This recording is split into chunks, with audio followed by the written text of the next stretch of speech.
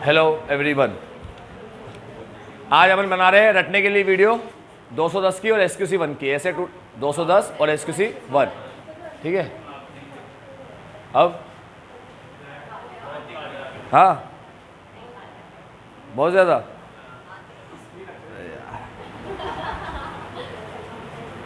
हाँ, तो बेटा 210 के अंदर अपन पढ़ते हैं कि नाम के साथ आगे जोड़ दो कि ऐसे 210 डील करता है auditor responsibility in agreeing the term of audit engagement, ठीक है, विद मैनेजमेंट, इसके साथ डील करता है, ठीक। उसके बाद अपन ने देखा बेसिस के ऊपर एग्री करना है। बेसिस के दो पार्ट होते हैं, एक प्री कंडीशन और एक कॉमन अंडरस्टैंडिंग, ठीक है। तो ये ऑडिटर का ऑब्जेक्टिव है कि एक्सेप्ट और कंटिन्यू करने से पहले ये ज़रूरी है कि मैनेजमेंट के साथ वो एग्री कर ले, मतलब मैनेजमेंट एग्री करे, ठीक है, बेसिस के ऊपर, जिसके ऊपर ऑडिट परफॉर्म करेगी उस पर एग्री करे थ्रू प्री कंडीशन और कॉमन अंडरस्टैंडिंग। ऑडिटर का ऑब्जेक्टिव है कि एक्सेप्ट और कंटिन्यू करने से पहले जिस बेसिस के ऊपर ऑडिट परफॉर्म होगी उस पर एग्रीड कर ले, ठीक है, मैनेजमेंट एग्री करे, to be perform has been agreed हो जाए वो किसके थ्रू, प्री कंडीशन और कॉमन अंडरस्टैंडिंग। प्री कंडीशन में अपन जोड़ते हैं वर्ड आगे establishing whether precondition are present, और कॉमन अंडरस्टैंडिंग के अंदर confirming that there are common understanding between auditor and management, ठीक है। अब प्री कंडीशन के दो पार्ट होते हैं, तुम लोग धीरे बोलना क्योंकि तुम्हारी आवाज़ ज़्यादा आएगी फिर। प्री कंडीशन के दो पार्ट होते हैं, वो दो पार्ट के अंदर पहला पार्ट आता है हमारा कि AFRF का यूज़ करना और मैनेजमेंट का एग्रीमेंट लेना प्रीमाइसिस के ऊपर, ठीक है। अब प्री कंडीशन प्रेजेंट है ये देखने के लिए जो FRF है वो एक्सेप्टेबल होना चाहिए, और दूसरा मैं ऑडिटर डिटरमिन करेगा कि जो FRF है वो एक्सेप्टेबल हो, और दूसरा ऑडिटर ऑब्टेन करेगा मैनेजमेंट का एग्रीमेट कि वो अंडरस्टैंड करता है और एक्नॉलेज करता है अपनी रेस्पॉन्सिबिलिटी को। अब मैनेजमेंट की रेस्पॉन्सिबिलिटी प्रिपरेशन और presentation of financial statement free financial statement as per AFRF है, और इंटरनल कंट्रोल डिवाइस करने की है जो नेसेसरी है to enable the firm to prepare and present financial statement that are free from material statement whether due to fraud और error. साथ में प्रोवाइड करेगा ऑडिटर को information provide the auditor with, क्या प्रोवाइड करेगा, एक्सेस टू ऑल इन्फॉर्मेशन जो management को aware है कि रेलेवेंट है in the preparation of financial statement, ठीक है। और दूसरा एडिशनल इन्फॉर्मेशन ऑडिटर की रिक्वेस्ट के ऊपर, और अगर ऑडिटर को लगता है unrestricted access to person within firm, ठीक है, जो ऑडिटर को लगता है कि जरूरी है, नेसेसरी है एविडेंस ऑब्टेन करने के लिए। उसके बाद जहां पर लॉ रिक्वायर्ड करता है ऑडिट कराना कंपलसरी है, एक्सेप्ट इन दैट केस, उस केस को छोड़ के। Audit is a matter of contract, इसीलिए इंपॉर्टेंट है कि कॉन्ट्रैक्ट क्लियर भी होना चाहिए और राइटिंग में भी होना चाहिए। राइटिंग में भी होना जरूरी है जो स्कोप वगैरह को स्पेसिफाई करे, क्लियरली स्पेसिफाई करे स्कोप ऑफ वर्क को और ऑब्जेक्टिव को, ठीक है। उसके बाद इन दोनों में, मतलब ये टर्म्स के अंदर दोनों का, ऑडिटर का और मैनेजमेंट का एग्रीमेंट होना चाहिए, ठीक है, क्लियर होना चाहिए, राइटिंग में होना चाहिए, एग्रीमेंट होना चाहिए, और इसे रिकॉर्ड करेंगे ऑडिट एंगेजमेंट लेटर या other suitable form of written agreement, ठीक है। दूसरा अब पढ़ते हैं अपन, इसे सेंड करेगा ऑडिटर, और क्लाइंट और ऑडिटर, मैनेजमेंट और ऑडिटर दोनों के इंटरेस्ट में होगा, और ये मिसअंडरस्टैंडिंग को रिड्यूस करेगा। क्या क्या चीजें आती है, मतलब क्या कंटेन करता है अपना लेटर के अंदर, क्या इंक्लूड होता है, एक चीज ऑडिट की, दो चीज ऑडिटर और मैनेजमेंट की, ठीक है, ऑडिट ऑडिटर मैनेजमेंट और उन दोनों के काम, ठीक है, ऑडिट ऑडिटर मैनेजमेंट उन दोनों के काम। तो ऑडिट का ऑब्जेक्टिव और स्कोप, ऑडिटर की रेस्पॉन्सिबिलिटी, मैनेजमेंट की रेस्पॉन्सिबिलिटी, और उसके बाद आइडेंटिफिकेशन ऑफ AFRF, ये उसका काम, और रेफरेंस टू एक्सपेक्टेड फॉर्म और content of any type of report के एक्सपेक्टेड फॉर्म और कंटेंट का रेफरेंस, और साथ में एक स्टेटमेंट कि ऐसे सर्कमस्टांसेस हो सकते हैं जहां पर रिपोर्ट अपने एक्सपेक्टेड फॉर्म और कंटेंट से डिफर कर सकती है, ठीक है, अगर लॉ और रेगुलेशन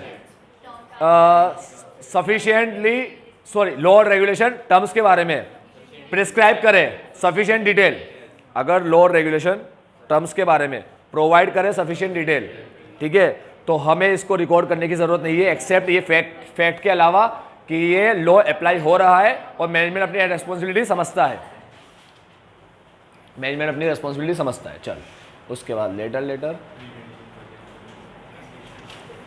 फिर प्री कंडीशन अगर प्रेजेंट नहीं होगी तो ये मैटर हम लोग डिस्कस करेंगे मैनेजमेंट के साथ, और पॉसिबल होगा तो हम लोग unless required by law to do so हम लोग एक्सेप्ट नहीं करेंगे, shall not accept the audit, हम ऑडिट एक्सेप्ट, एंगेजमेंट एक्सेप्ट नहीं करेंगे unless required by law to do so. ठीक है, तो ये मैटर मैनेजमेंट के साथ डिस्कस करेंगे। अब वो प्रेजेंट नहीं हो कैसे पता पड़ेगा कि जो FRF है वो अनएक्सेप्टेबल होगा और एग्रीमेंट मैनेजमेंट का ऑब्टेन नहीं करेंगे, नहीं किया अपन ने। ठीक है, agreement of management is not obtain नहीं किया हो। ठीक है, उसके बाद अगर स्कोप पे लिमिटेशन लगा दी और ऑडिटर ये बिलीव करता है कि इससे डिस्क्लेमर ऑफ ओपिनियन जाएगा, तो auditor unless required by law to do so shall not accept the audit. ठीक है, वो एक्सेप्ट नहीं करेगा।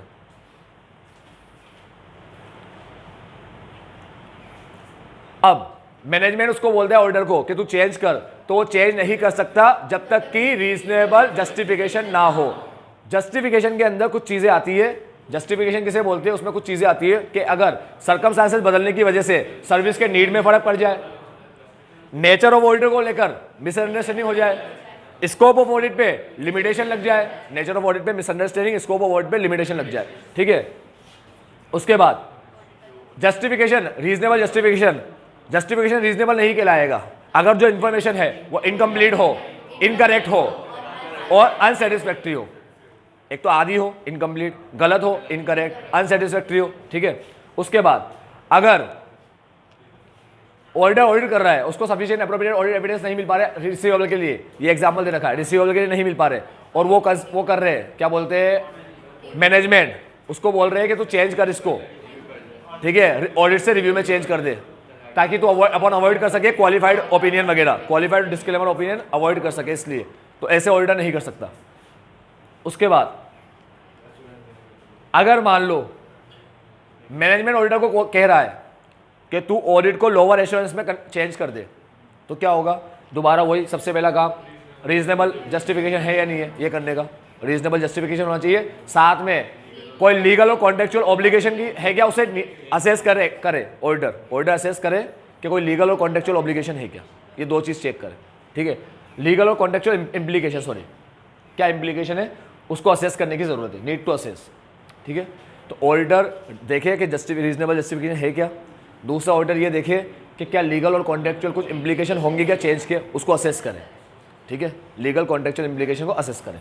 उसके बाद अगर रीजनेबल जस्टिफिकेशन हो, ठीक है हो, तो दोनों नया टर्म के ऊपर एग्री हो जाए। ठीक है, और एग्री होने के बाद उसको रिकॉर्ड कर ले, ये अपन ने पढ़ा था लास्ट में। ठीक है, अब अगर टर्म्स चेंज कर रहे हैं अपन, ठीक, वो क्या करने के लिए, चेंज करने के लिए रेडी हो जाए, और हम अगर टर्म चेंज करें तो दोनों पहले एग्री करेंगे, उसके बाद रिकॉर्ड करेंगे। ठीक है, एग्रीमेंट के बाद रिकॉर्ड होगा। अब रीजनेबल जस्टिफिकेशन है और हम चेंज करने जा रहे हैं, तो ये काम करना है। उसके बाद ये बोलता है कि अभी तक हमने जो ऑडिट वर्क परफॉर्म किया वो may relevant to the change engagement से रेलेवेंट हो सकता है, और अब जो वर्क परफॉर्म करेंगे, वर्क टू बी परफॉर्म और रिपोर्ट टू बी इशूड, ये दोनों रेलेवेंट होना चाहिए चेंज रिवाइज एंगेजमेंट से, एप्रोप्रिएट होना चाहिए रिवाइज एंगेजमेंट की, ये दोनों चीज़ अब काम सारे रिवाइज एंगेजमेंट के हिसाब से होना चाहिए। उसके बाद कंफ्यूजन दूर हो, इसलिए रिपोर्ट में अपन रेफरेंस नहीं देंगे ओरिजिनल ऑडिट वर्क का और जो भी अपन ने प्रोसेस परफॉर्म किया, एनी प्रोसेस परफॉर्म, ठीक है, in original audit work, unless कि जो ऑडिट को अगर हमने चेंज किया है एग्रीड अपॉन प्रोसीजर के ऊपर और वो नॉर्मल पार्ट ऑफ रिपोर्ट है, तो ठीक है, नॉर्मल पार्ट ऑफ रिपोर्ट है। अगर ऑडिटर एग्री नहीं कर रहा, नॉन एग्रीमेंट ऑफ ऑडिटर, और वो अपना मैनेजमेंट परमिशन नहीं दे रहा, ऑडिटर चेंज नहीं कर रहा और मैनेजमेंट परमिशन नहीं दे रहा ओरिजिनल पे कंटिन्यू करने की, ओरिजिनल ऑडिट एंगेजमेंट पे कंटिन्यू करने की, तो उस केस में हमारे पास क्या रिकॉर्ड्स है वो देखेंगे। तो उस केस में अगर हम विड्रॉ कर लेंगे where possible under applicable law, ठीक है, लॉ के हिसाब से पॉसिबल होगा तो विड्रॉ कर लेंगे, पहली चीज़। और हम ये डिटरमिन करेंगे कि क्या हमारी कोई रेस्पॉन्सिबिलिटी है, कॉन्ट्रैक्ट ऑब्लिगेशन है कॉन्ट्रेक्चुअल और लीगल रिपोर्ट करने का ओनर को और रेगुलेटर को, बस ओनर को और रेगुलेटर को, ठीक है। उसके बाद रिकरिंग ऑडिट के केस में, रिकरिंग ऑडिट वो होती है जो ऑडिट, रिकरिंग ऑडिट मतलब होता है ऑडिट परफॉर्म ओवर ईयर, ठीक है, audit perform by auditor over years, over year जो परफॉर्म करते हैं वो। इस केस के अंदर ऑडिटर डिसाइड करेगा कि क्या उसको न्यू एंगेजमेंट लेटर देना है, ठीक है, रिवाइज और रिमाइंड के केस में देना पड़ेगा, क्या रिवाइज की जरूरत है या रिमाइंड की जरूरत है, ठीक है, नए टर्म की, या सॉरी रिवाइज की जरूरत है या रिमाइंड की जरूरत है मैनेजमेंट को, उस केस में देना पड़ता है, रिवाइज और रिमाइंड के केस में। इसीलिए इसमें पहला केस किसका आता है, पहला केस ये आता है कि मिसअंडरस्टैंडिंग तो नहीं है, उसका कोई इंडिकेशन अगर अपन को मिल रहा है ऑब्जेक्टिव स्कोप को लेकर मिसअंडरस्टैंडिंग हो तो हमें उसको रिमाइंड कराना पड़ता है, और हमें टर्म्स ही रिवाइज करनी होगा तो भी चेंज करना पड़ेगा, नया लेटर बनाना पड़ेगा। ये नया लेटर कब देंगे उसकी बात कर रहा है। और 1 पॉइंट बिजनेस का, 2 पॉइंट मालिक के, 3 पॉइंट काम के, ठीक है। 1 पॉइंट बिजनेस का, 2 पॉइंट मालिक के, 3 पॉइंट काम के। 1 पॉइंट बिजनेस का, बिजनेस के साइज और नेचर में कोई सिग्निफिकेंट चेंज आ जाए। 2 पॉइंट मालिक के, सीनियर मैनेजमेंट के अंदर कुछ चेंज आ जाए या सिग्निफिकेंट चेंज आ जाए ओनरशिप में, सीनियर मैनेजमेंट में चेंज आए या सिग्निफिकेंट चेंज आए ओनरशिप में, ये मालिक भी होगा। अब लीगल और रेगुलेटरी रिक्वायरमेंट में कोई चेंज आए, फ्रेमवर्क में कोई चेंज आए, एफआरएफ में कोई चेंज आए, या अदर रिपोर्टिंग रिक्वायरमेंट में कोई चेंज आए, ठीक है। ये खत्म हो गया 210। अब शुरू करते हैं SQC1। SQC1 शुरू करने से पहले डिफरेंस बता देता है SQC1 और 220 में। ऑडिटर की रेस्पॉन्सिबिलिटी होती है high quality audit work maintain करे, और ऐसे 220 और SQC1 दोनों ऑडिट क्वालिटी के साथ, सॉरी दोनों क्वालिटी कंट्रोल के साथ डील करते हैं, दोनों क्वालिटी कंट्रोल के साथ डील करते हैं। और ऑडिट SQC1 जो होता है वो डील करता है चारों के साथ, ऑल एंगेजमेंट के साथ, और ऐसे 220 डील करता है ऑडिट एंगेजमेंट के साथ। SQC1 अप्लाई होता है एंटायर फर्म पे, ऐसे 220 अप्लाई होता है पर्टिकुलर एंगेजमेंट पे, ठीक है। SQC1 रेस्पॉन्सिबिलिटी होता है CEO की, और ये रेस्पॉन्सिबिलिटी होता है एंगेजमेंट पार्टनर की। उसके बाद अपन SQC के अंदर पढ़े कि SQC1 का जो नाम है वो है क्वालिटी कंट्रोल फॉर फर्म। कौन सी फर्म? जो 4 काम करे, that perform, audit and review of historical financial information and other assurance and related service engagements. आवाज धीरे। उसके बाद हमें एस्टेब्लिश करना है, SQC1 फर्म से रिक्वायर करता है कि वो एस्टेब्लिश करे सिस्टम ऑफ क्वालिटी कंट्रोल, ठीक है। एस्टेब्लिश करे सिस्टम ऑफ क्वालिटी कंट्रोल। ये सिस्टम बनता है पॉलिसी को कंसिस्ट करके, ये सिस्टम इंश्योर कराए कि जो फर्म और उसके पर्सनल है वो PRL रिक्वायरमेंट को कंप्लाई करेंगे और रिपोर्ट इशू करेंगे एप्रोप्रिएट, ठीक है। यही चीज़ अपन को ह्यूमन रिसोर्स में भी लिखना है। उसके बाद पॉलिसी प्रोसेस बनेंगे किसके ऊपर? लेशम के ऊपर, ठीक है। Include policy and process addressing each, ये इसको एड्रेस करना है, ईच एलिमेंट को, ये सारे एलिमेंट है।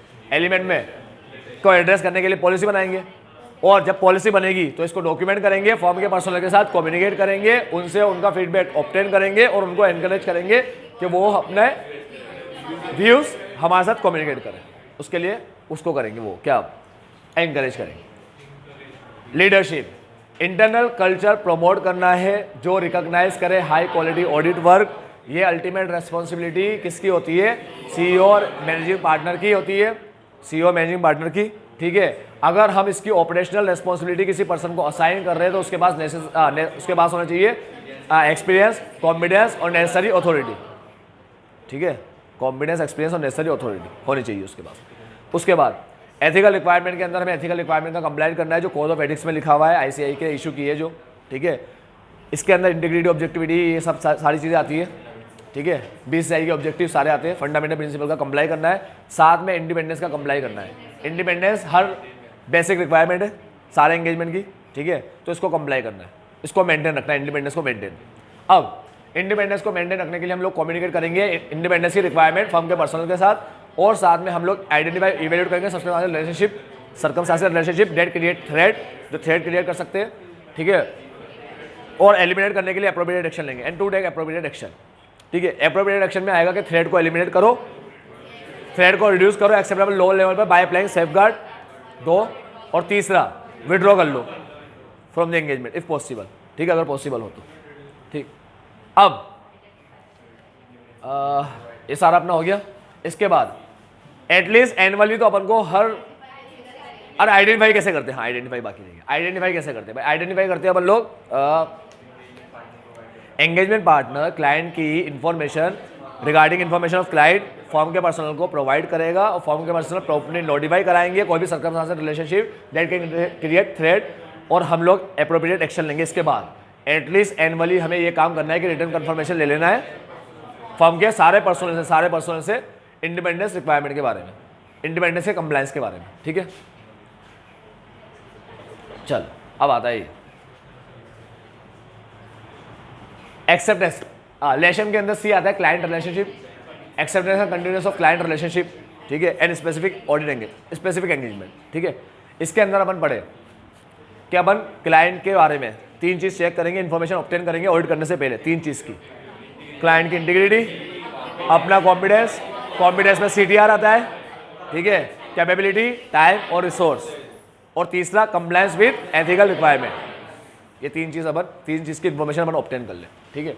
अब इंटीग्रिटी की बात करें, नहीं पहले तो ये चेक करना है, तीन चीज़ चेक करने में अगर अपन को कोई इशू मिलता है, ठीक है, और अपन ये डिसाइड करते हैं कि अपन ऑडिट को एक्सेप्ट या कंटिन्यू करेंगे, तो अपन डॉक्यूमेंट करें कि कैसे अपन ने उसको रिसॉल्व किया, ठीक है।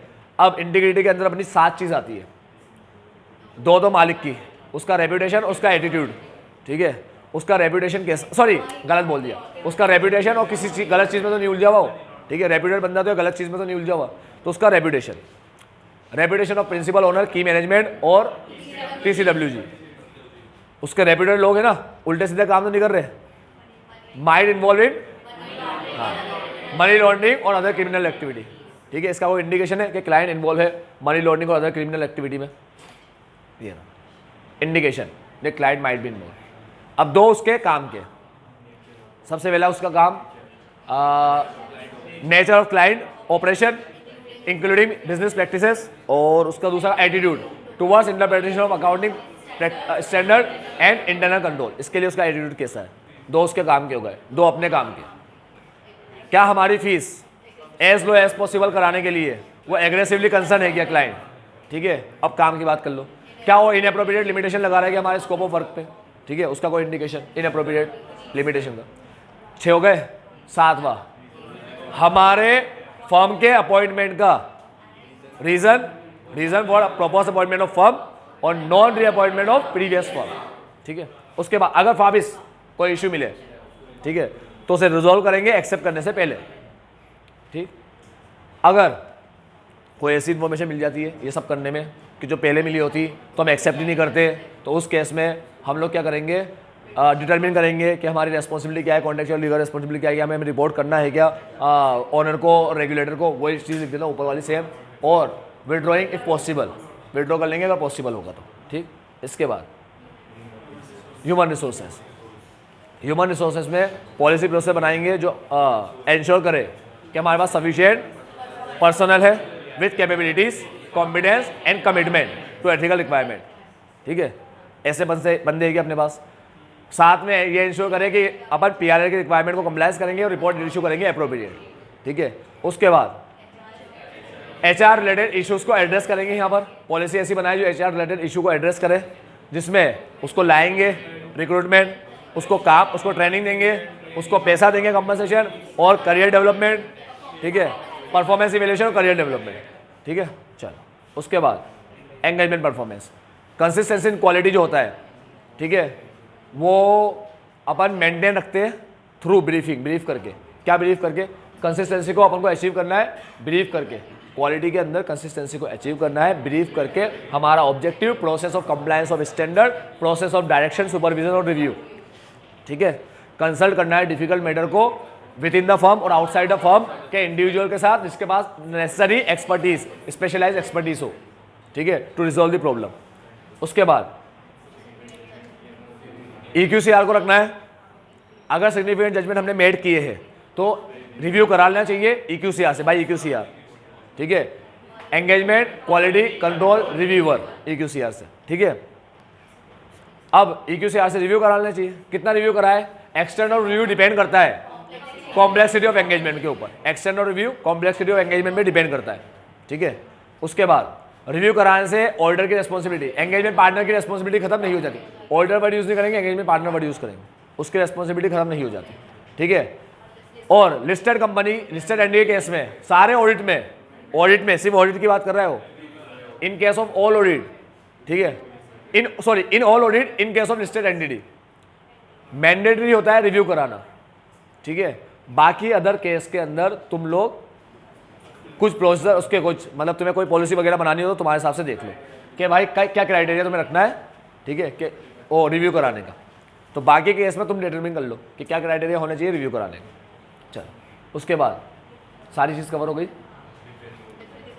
ऊपर अपन ने जो पढ़ा ना कंसल्ट और रिव्यू के बारे में, तो रिव्यू के अंदर अपन लोग पहले तो देखते हैं कि सिग्निफिकेंट जजमेंट, फिर कॉम्प्लेक्सिटी एक्सटेंट बताता है, और फिर मैंडेटरी, ठीक है, सिग्निफिकेंट जजमेंट, कॉम्प्लेक्सिटी और मैंडेटरी, ये 3 चीज़ के बारे में ऊपर पढ़ते हैं। अब कंसल्टेशन और रिव्यू का दोनों का मिक्स करके पॉइंट ही आता है डिफरेंस ऑफ ओपिनियन पे। अगर हमारा ओपिनियन डिफर करे with in the engagement team, with engagement team के साथ या कंसल्टेंट के साथ या रिव्यूअर के साथ, कंसल्टेंट के साथ या रिव्यूअर के साथ, ठीक है, तो उसे रिजॉल्व करेंगे रिपोर्ट इशू करने से पहले, ठीक, उसके बाद ही रिपोर्ट इशू होगी। और अगर उसका रिकमेंडेशन, रिव्यूअर का रिकमेंडेशन उसको अपन एक्सेप्ट नहीं कर रहे हैं, तो हमें फर्म की पॉलिसी प्रोसेस फॉलो करके उसे रिजॉल्व करना है, ठीक है। उसमें क्या हो सकता है कि या तो हम अदर प्रैक्टिशनर या अदर फर्म से कंसल्ट करें या प्रोफेशनल बॉडी या रेगुलेटर से अपन कंफर्म करें, ठीक है। अगर उसके साथ मैच नहीं हो रहा अपना रिव्यूअर के साथ, तो फिर अपन क्या करें, फर्म की ऐसी पॉलिसी प्रोसेस होना चाहिए जिसको फॉलो करके अपन उसको रिजॉल्व कर सके। इसमें क्या आता है, उसमें आता है अपन दूसरे के साथ कंसल्ट करेंगे इन सब के साथ, ठीक है, other practitioner, another firm, regulator, professional, ICAI वगैरह या कोई रेगुलेटरी बॉडी, उससे कंसल्ट करेंगे। चल, ये सब होने के बाद अब आते हैं अपन असेंबली फाइल पे ऊपर, ऑडिट फाइल के, और सॉरी एंगेजमेंट फाइल के ऊपर, एंगेजमेंट डॉक्यूमेंटेशन या एंगेजमेंट फाइल। एंगेजमेंट फाइल को अपन लोग वो करेंगे, असेंबली करेंगे उसकी, ठीक है, रिपोर्ट के टाइमली बेसिस पे असेंबली करेंगे एंगेजमेंट फाइल की टाइमली बेसिस पे, ठीक है। ऑडिट के केस में ऑडिट कंप्लीट होने के बाद 60 दिन के अंदर असेंबली हो जानी चाहिए।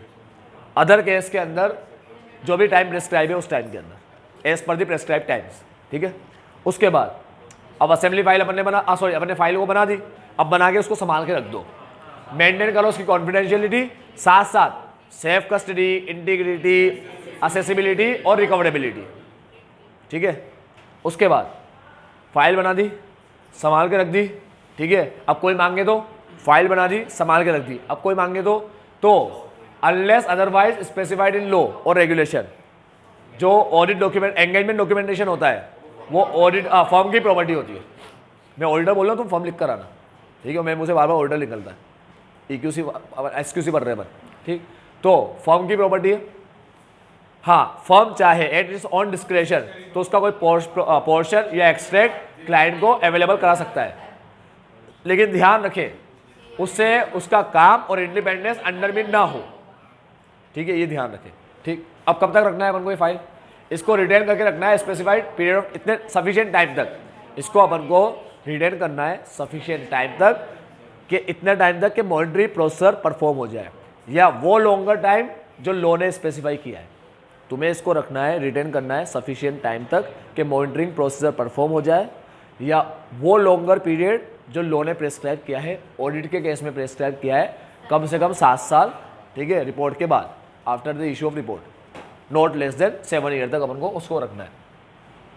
मॉनिटरिंग की बात करें, मॉनिटरिंग में हम लोग अपने सिस्टम को चेक करेंगे कि वो रेलेवेंट है, एडिक्वेट है और इफेक्टिवली ऑपरेट हो रहा है क्या, ठीक है। तो इस चीज़ को अपन को इंश्योर कराना है, फर्म को इंश्योर कराना है, उसका सिस्टम रेलेवेंट वगैरह होना चाहिए, टाइम टू टाइम ही चेक करते रहना है। अब ये अपन चेक कैसे करेंगे, मतलब अपन सिस्टम को अपन इवेल्यूएट कैसे करेंगे, फर्म को इंश्योर करना है कि सिस्टम ऐसा हो, इसके लिए फर्म इवेल्यूएट करेगी सिस्टम को पीरियोडिक बेसिस पे, ठीक है। वो क्या करेगी, पीरियोडिक इंस्पेक्शन करेगी, ठीक है, सेलेक्टेड ऑडिट एंगेजमेंट का, सॉरी सेलेक्टेड एंगेजमेंट का, सेलेक्टेड कंप्लीटेड एंगेजमेंट का, ठीक। तो जो एंगेजमेंट कंप्लीट हो गया उसका सिलेक्शन बेसिस पे इंस्पेक्शन करेगी, पीरियोडिक इंस्पेक्शन, ठीक। ये खत्म हो गया मॉनिटरिंग। चलो समाप्त। आज के इतने बाबा take care, have a nice day.